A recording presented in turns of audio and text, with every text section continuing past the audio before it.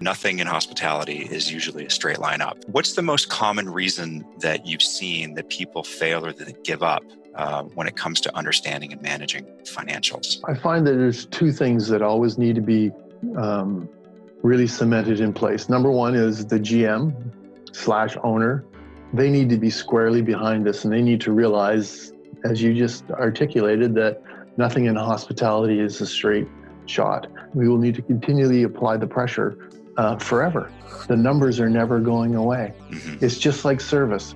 You know, we come to work every day and we accept the fact that our service is not going to be perfect. If we thought it was going to be perfect, people would think we're crazy. Well, the numbers are exactly the same. They're never going to be perfect. Right. The only thing we know for sure about the budget or the forecast is it's wrong.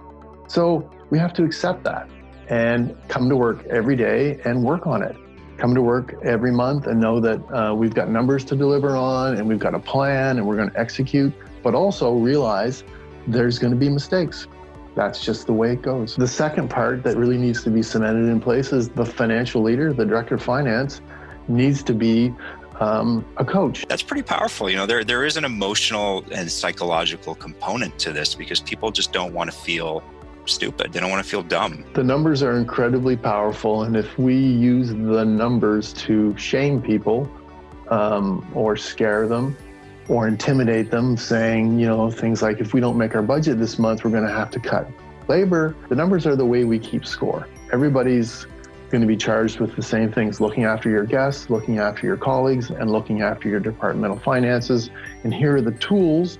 Here's the structure. People can buy into that. We have to accept the fact that there will be months when things don't work out the way we want them to. That's just life. That's just business. We can't use the numbers to intimidate people.